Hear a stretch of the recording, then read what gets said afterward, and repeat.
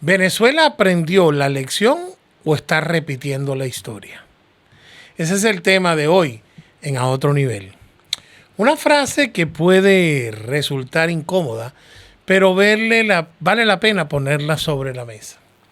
Los Estados Unidos suelen aprender de sus errores y los venezolanos y quizás los latinoamericanos en general tenemos una preocupante tendencia a repetirlos, con todo respeto. No necesariamente porque seamos menos inteligentes, tampoco porque no conozcamos nuestra historia. El problema es otro. Muchas veces conocemos perfectamente el error que cometemos, pero volvemos a confiar en las mismas personas, en las mismas fórmulas y en las mismas promesas. Y Venezuela tiene una historia reciente que demuestra exactamente eso. Durante más de 2 décadas hemos visto diálogos, mesas de negociaciones, mediaciones internacionales, acuerdos, documentos, fotografías, apretones de manos y declaraciones solemnes. Y después, nuevamente, la frustración. Un análisis publicado en julio dice, del 2026, que contabiliza al menos 17 iniciativas de diálogo entre el chavismo, madurismo y la oposición durante los últimos 27 años. Incluyendo 7 grandes procesos formales entre el 2002 y el 2022. Algunos produjeron resultados parciales. La liberación de los presos, acuerdos humanitarios o reformas puntuales, pero ninguno consiguió resolver el problema fundamental. ¿Cómo pasar de un sistema político cerrado a una democracia funcional? Y entonces llegamos a Barbados, en octubre del 2023. El gobierno de Nicolás Maduro y la plataforma unitaria firmaron una hoja de ruta electoral con Estados Unidos respondió ofreciendo alivio de las sanciones como iniciativa o incentivo para que Maduro cumpliera los compromisos concretos. La idea parecía sencilla. Ustedes cumplen, nosotros cumplimos. Pero ahí apareció nuevamente el viejo problema venezolano.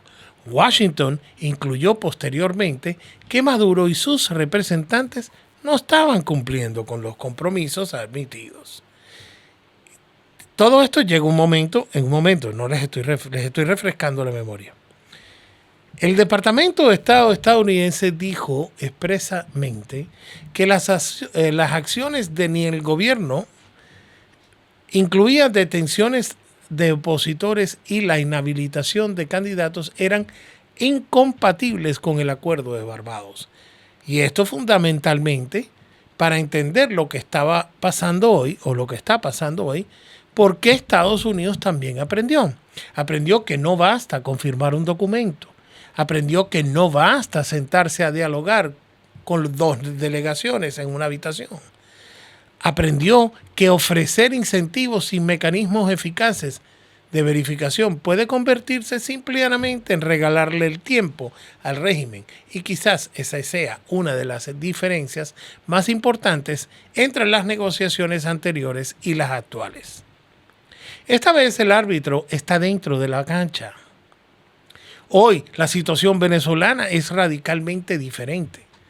Nicolás Maduro fue capturado por las fuerzas estadounidenses el 3 de enero. Ya todo el mundo sabe. Fue trasladado a Estados Unidos para enfrentar cargos federales. Eso cambió completamente el tablero.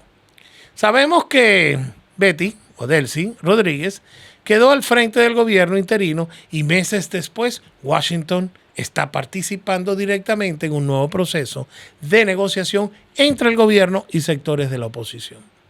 Las conversaciones comenzaron formalmente en agosto y tienen entre sus objetivos preparar el camino hacia unas nuevas elecciones y reformar instituciones fundamentales. Pero aquí aparece una pregunta incómoda. ¿Estamos ante una verdadera negociación de tránsito o ante una nueva negociación para administrar el poder? porque esas son dos cosas completamente diferentes. Una transición democrática significa que las partes negocian cómo dejar atrás los conflictos y devolver al ciudadano la capacidad de elegir. Una negociación para administrar el poder significa que quienes controlan las instituciones buscan conservar la mayor cantidad posible de ese poder mientras conceden algunas reformas. Y ahí está precisamente el peligro. Jorge Rodríguez, el negociador oficial del régimen, vuelve a la mesa. Es un elemento que no podemos ignorar. Jorge Rodríguez vuelve a estar en el centro de las negociaciones. Y aquí no estamos hablando de un novato. El hermanito siniestro fue uno de los principales negociadores del chavismo en procesos anteriores. Y el quien afirmó el nombre del gobierno, el Acuerdo de Barbados del 2023. Es decir, la persona que conoce perfectamente el manual de las negociaciones anteriores está nuevamente sentado en la misma mesa con la oposición, aunque eso no significa automáticamente que vaya a engañarnos. Pero sí significa que la oposición tiene que entrar en esta negociación con memoria. Recuérdense, mucha memoria. No con odio, no con deseos de venganza, pero sí con memoria, porque negociar no significa creer, negociar significa verificar. El problema no es negociar aquí. Y aquí hacer una distinción importante. Yo no creo que el error sea tan negociar. Todo lo contrario. En algún momento Venezuela tendrá que negociar después de tantos años de destrucción institucional, confrontación política, exilios, el exilio, presos políticos, migración y una fractura social no existente, una salida que sostiene que no implique algún tipo de acuerdo. El problema es que se negocia, quién negocia, bajo qué condiciones negocia y qué sucede cuando una de las partes incumple. Estamos hablando de esta mesa de negociación. Una negociación sería tres cosas. Primero, los objetivos concretos. El segundo, mecanismos independientes de verificación. Y el tercero, consecuencias automáticas antes el incumplimiento. Usted aquí en los Estados Unidos se roba una luz y una cámara le manda una multa, le guste o no le guste, o lo para un policía y la tiene que cumplir. Todo tiene sus consecuencias. Si en eso el acuerdo se convierte en una declaración política, y mis queridos paisanos venezolanos, Venezuela ya tiene demasiadas declaraciones políticas. Lo que necesitan son resultados verificables. Las conversaciones de agosto no han sido completamente inútiles. Vamos a llegar a eso. Eso también hay que reconocerlo. El gobierno y la oposición llegaron a un acuerdo para intentar recuperar activos venezolanos congelados en el exterior y para avanzar en una reforma del sistema judicial. Uno de los asuntos más importantes es el oro venezolano depositado en el Banco de Inglaterra. Estamos hablando aproximadamente unas 31 toneladas, valoradas en 4.000 millones de dólares. Ambas partes han expresado interés en recuperar esos recursos para financiar la reconstrucción después de los terremotos del junio. Y aquí hay algo políticamente muy interesante. Por primera vez y en mucho tiempo, el chavismo y la oposición tienen un incentivo material para cooperar. El problema es quién va a tocar esa plata. Pero precisamente por eso aparece otra pregunta. ¿Quién controlará ese dinero? Porque entregar miles de millones de dólares a una estructura estatal sin controles independientes sería repetir exactamente uno de los problemas que ayudaron a destruir a Venezuela. La oposición quiere garantías de transparencia. Estados Unidos aparece como posible supervisor del uso de esos recursos. Y esa puede ser una de las claves de todo el proceso. No basta con recuperar el oro. Hay que garantizar que el oro termine convertido en hospitales, electricidad, viviendas e infraestructuras y alimentos, y no otra caja negra de corrupción para la revolución bonita. Hay otra señal que no debemos ignorar. En agosto también se anunciaron nuevas medidas relacionadas con los presos. El gobierno venezolano anunció el 14 de agosto medidas alternativas para liberar 131 presos. Sin embargo, el Foro Penal reportó todavía cientos de presos políticos, con cifras que varían según la metodología utilizada. Por eso nuevamente debemos evitar el error de celebrar un anuncio como si fuera el cumplimiento total de un compromiso. No lo es. Una cosa es anunciar liberaciones, otra cosa es liberar a todos los presos políticos, todos, no uno, todos. Otra es eliminar las restricciones posteriores y otra, mucho más importante, es garantizar de que nadie vuelva a ser encarcelado por razones políticas. El indicador no debe ser cuántos presos liberaron esta semana. El indicador debe ser si Venezuela está construyendo un sistema donde mañana ya no sea posible utilizar la cárcel como un instrumento político. El gran problema aquí, ¿quién representa a la oposición? Aquí encontramos quizás la mayoría de la debilidad de la negociación. María Corina Machado, la líder reconocida por el pueblo soberano, no está participando directamente en esta mesa. La delegación opositora está encabezada por Dinora Figueira, todos saben, vinculada a la Asamblea Nacional del 2015 y reconocida durante años por Washington. Y esto genera una pregunta inevitable. ¿Puede existir una transición democrática legítima si esa mesa no están todos los sectores que representan una parte significativa del voto opositor? Es buena la pregunta. La respuesta no es sencilla. Porque también sería un error decir que una negociación solamente es legítima si participa una persona determinada. Pero sí es indispensable que cualquier acuerdo tenga la legitimidad social y política suficiente para ser aceptado por todos los venezolanos. Porque si los que negocian llegan a un acuerdo, pero la mayoría del país no lo reconoce, entonces no resolvimos el problema. Simplemente cambiamos de mesa. Y aquí regresamos al principio. ¿Aprendieron los venezolanos? Eso es lo que vamos a descubrir, porque esta vez existen diferencias enormes. Maduro ya no está en Miraflores, Estados Unidos está mucho más directo involucrado, el árbitro está dentro, y el chavismo está obligado a negociar desde una posición diferente.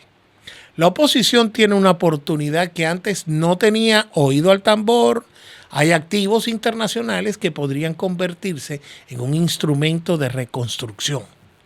Y existe una presión internacional mucho mayor para producir los resultados. Pero también existen enormes riesgos. El gobierno puede intentar ganar tiempo, especialidad del señor hermanito siniestro Rodríguez. La oposición puede dividirse. Estados Unidos puede priorizar estabilidad y el petróleo por encima de la democracia. No se sabe. Los sectores más radicales pueden sabotear el proceso y, sobre todo, Venezuela puede volver a caer en la vieja trampa, confundir una negociación con solución. Barbados nos dejó una lección fundamental, un acuerdo que no vale por sus firmas, no vale para nada, vale por el incumplimiento y que los Estados Unidos aprendió eso. Y de hecho, Washington dejó claro que en el 2024 el que alivió las sanciones estaba condicionado al cumplimiento de los compromisos asumidos por Maduro en esa mesa de negociación. La pregunta es si esa oposición venezolana también aprendió, porque si vuelve a aceptar promesas sin garantías, se vuelve a aceptar el cronograma sin mecanismo de verificación, se vuelve a integrar concesiones antes de recibir resultados. Entonces, no aprendimos nada. Volvemos. Venezuela no necesita otra fotografía de Jorge Rodríguez estrechándole la mano a un dirigente opositor o a la propia Dinora o a la misma María Corina. Eso es inviable. Pero necesita una hoja de ruta con fechas, elecciones, registro electoral, observación internacional, rehabilitación de los partidos políticos, libertad de política, liberación verificable de presos. Es decir, que si Pedro Martínez fue metido preso en el 2026, ¿cuándo salió? El retorno de los exiliados, 8.500.000, han regresado bastante. Independencia de los poderes públicos, ahí tiene que haber una independencia. Garantías para quien pierda y sobre todo un mecanismo que diga claramente si una parte incumple, automáticamente pierde algo que le importa. Porque ese es el lenguaje que entienden las negociaciones serias. No la confianza, no los incentivos, no las promesas o las consecuencias en una última reflexión. Quizás la verdadera diferencia entre esta negociación y las anteriores no es que esté Jorge Rodríguez, ni siquiera estén Delcy ni María Corina Machado, inclusive ni el propio Donald Trump. La diferencia podría entrar en una pregunta mucho más sencilla. ¿Quién tiene ahora la capacidad de hacer cumplir el acuerdo que se está llegando a cabo? Porque durante años Venezuela tuvo negociaciones y negociadores mediadores, facilitadores, observadores y garantes. Lo que casi nunca tuvo fue un mecanismo suficientemente fuerte para obligar a las partes a cumplirlo. Ahora Estados Unidos está mucho más involucrado y eso puede ser una oportunidad, pero también plantea otro dilema. ¿Queremos una democracia venezolana construida por los venezolanos con apoyo internacional? ¿O terminaremos con una Venezuela estabilizada desde Washington, donde la prioridad sea el petróleo, la seguridad y la estabilidad? Porque estabilidad no es necesariamente democracia, y democracia sin estabilidad tampoco se sostiene. La verdadera solución tiene que conseguirse entre las dos. No volverán a engañarnos. Entonces regreso a la pregunta con la que comenzamos. ¿Engañarán nuevamente al pueblo venezolano? ¿Engañarán nuevamente a los estadounidenses? Yo no descartaría ninguna posibilidad, pero esta vez hay algo diferente. Estados Unidos ya vio cómo funcionó Barbados, ya lo que ocurre cuando se entregan incentivos y la otra parte no cumple, y Venezuela tampoco puede darse el lujo de volver a empezar de cero. Por eso las negociaciones de agosto puede ser histórica, no pierda la fe.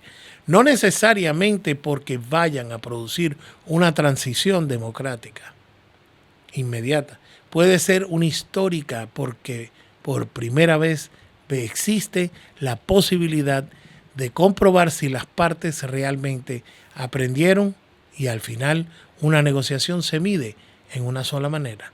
No por lo que se comprometen alrededor de una mesa, sino por lo que ocurre afuera de ella. Si salen los presos, si las instituciones cambian, las recuperan los activos y se utilizan transparentemente el dinero. Si se